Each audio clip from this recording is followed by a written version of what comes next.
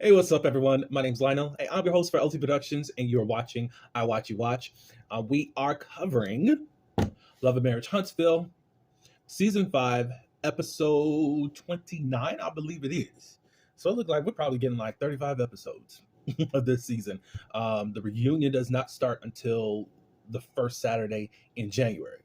I think there's 3 parts to that reunion, and then also Love and Marriage DC. How many remember that show? I know that we have not seen it since March, April or so, and hopefully everyone can catch on. I still have everything in my memory as to what happened. Um, I know that there is a lot of stuff. If you've been online, I don't know where to go with it. But anyways, I appreciate everyone for coming to my channel. Please like and also comment on this episode. You can share this video. And also, you can subscribe to my channel. All are welcome. Of course, we can debate, but we can also do it in a respectable way. Let's get into this episode. There was a lot of different conversations. I think it was a different mood. We kind of get the old days back in season 1, where the couples are having hard conversations or real conversations, if you want to call it that. So they're sitting at the dinner table. And the first thing that's very misogynistic comes out of Marceau's mouth because he was surprised that Chris made Nell's plate. And he's like, oh, so he made you a plate?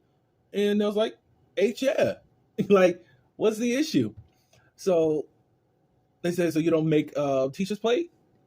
He said, yes, I have before. And Maurice was like, when she was sick.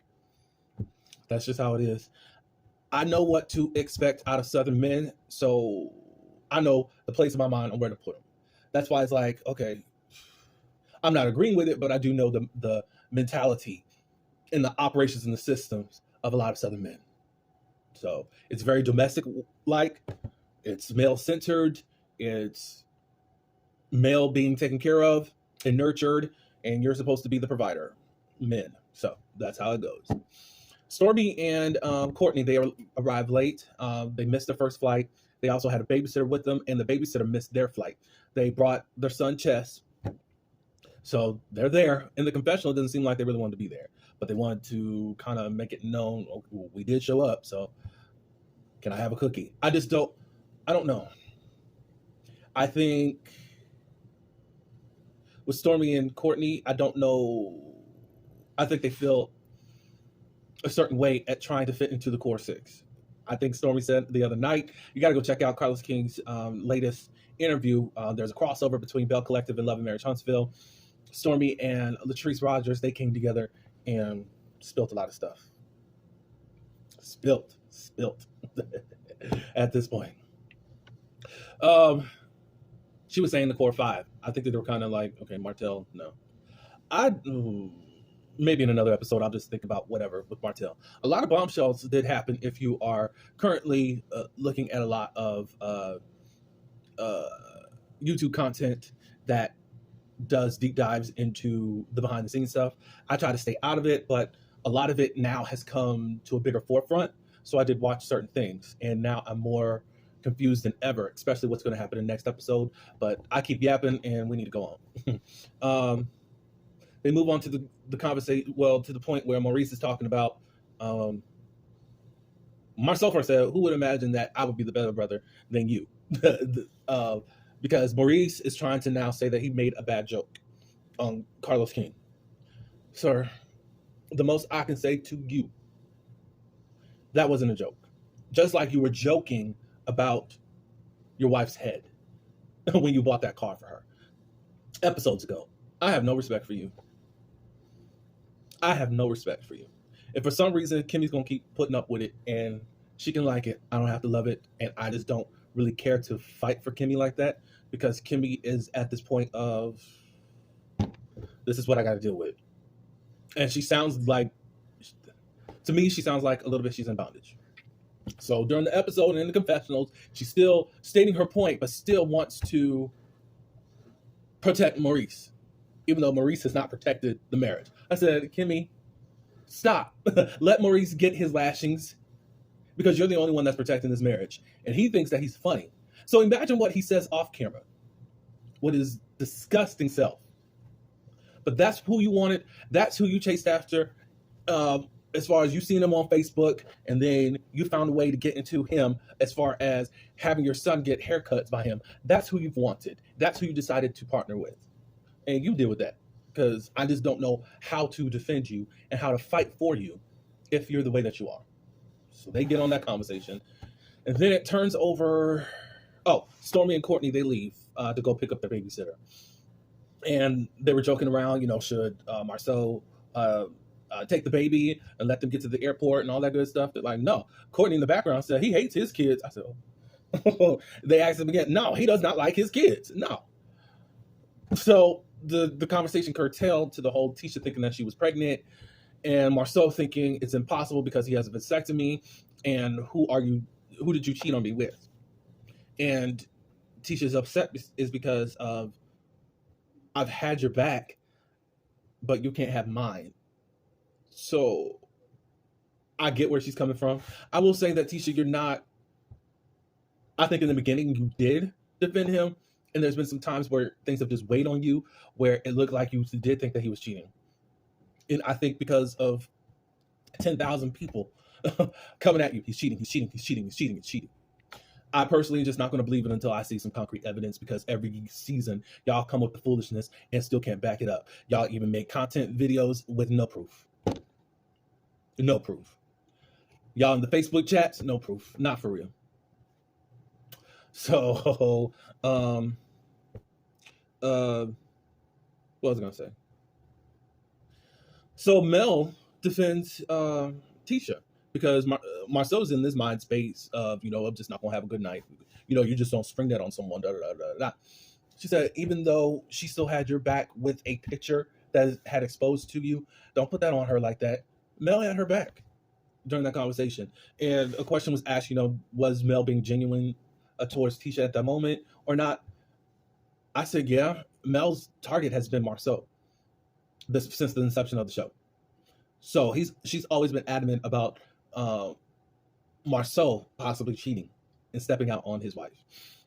She did defend him because it's like all the mess that Tisha has been taken through, either through you or not, she still stood by you. And one thing of a possibility, you now in this place of towards Tisha, it's very weird. But of course, men can't handle cheating. Women are supposed to handle cheating.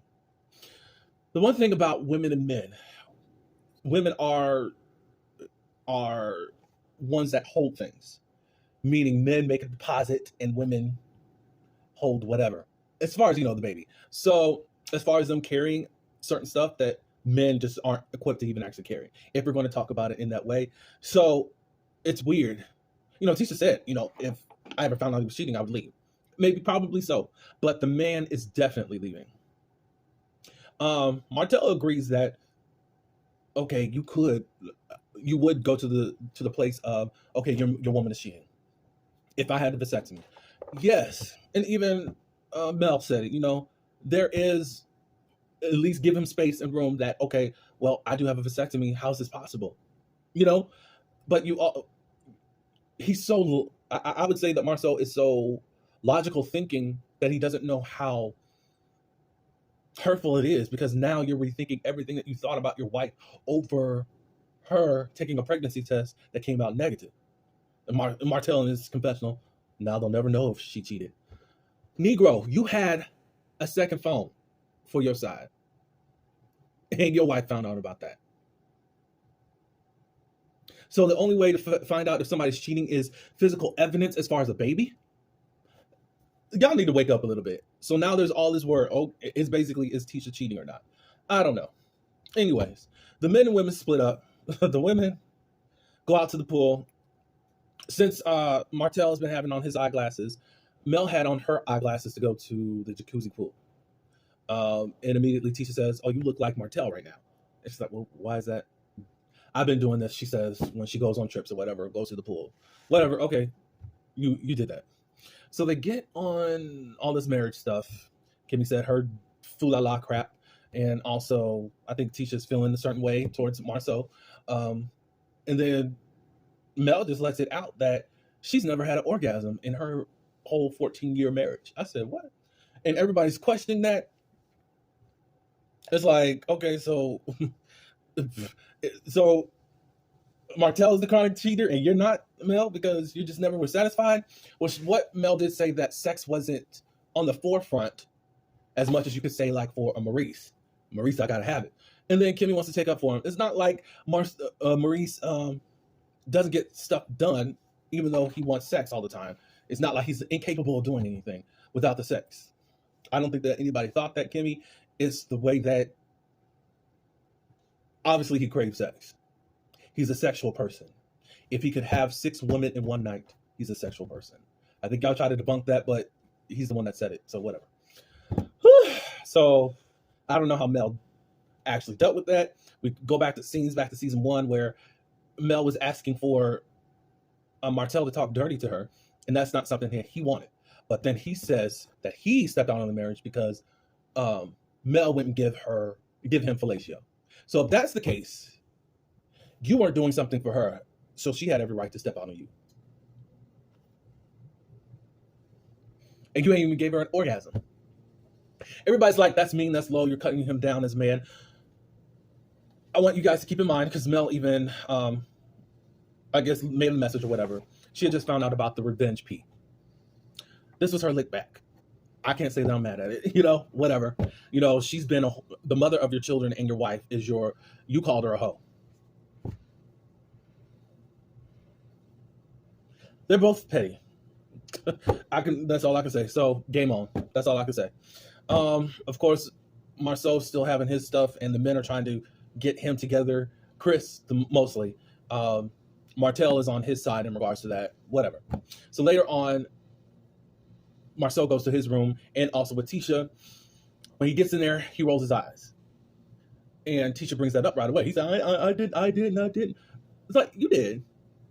It's like Tisha all of a sudden like, oh, no, we're not doing this, So they get into the argument about the whole thing, and she's really hurt in regards to you just automatically thinking that I'm cheating on you, especially how ride or die I've been for you. She decides not to sleep in the same bed, and she goes into another room. Maurice is in the hallway. He's knocking on the door because he can hear the argument. She comes out, and they talk a little bit. Marceau comes out and says, I don't want to do this, I don't want to do this, I don't want to do this. And Tisha said, this is our conversation. Get up out of this. So he goes back to his room. They talk, blah, blah, blah, blah, blah. And he's trying to say, I understand your point, and I understand his place. I understand where he's coming from. But I get where you're coming from. Well, anyways, Tisha slept someplace else. The next morning, Kimmy and Tisha, they come together. She's trying to give a balance to the whole situation and just saying, do you understand where Marceau may be coming from or thinking and all this good stuff? I don't think that there's no doubt. I think it's just the whole I've ridden for you this whole time. And you can't throw me a bone. You think the absolute worst of me in a split second. Despite what science can do. I don't know. I think that Marceau and Tisha Marceau was kind of, trolling the audience.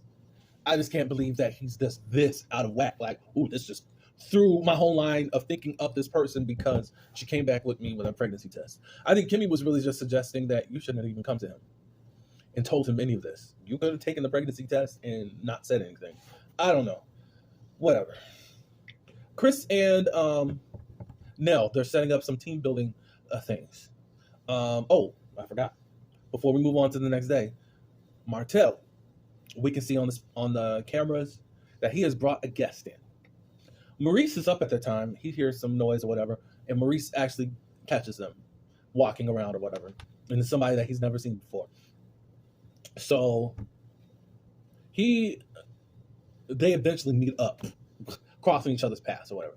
Martell says, I knew he was around spying on me. I'm like, okay, whatever, Martell. But anyways, I'm a single guy, and I brought some in, a guest in. Even though it was against the rules, I believe it was, but whatever. So now we go back to Chris and Nell. They're setting up an area for team building. Is it Kiki first? Or whoever first?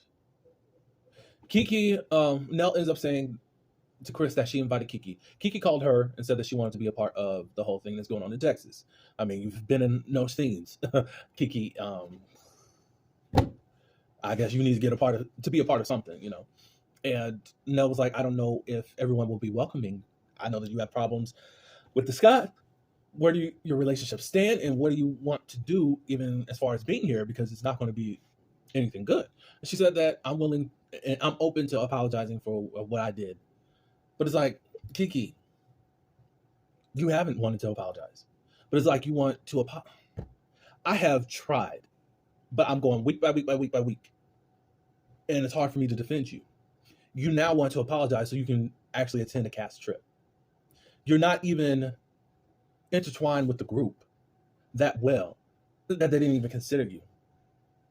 That's crazy. And you think, from what I see, you've done what you've done in this group.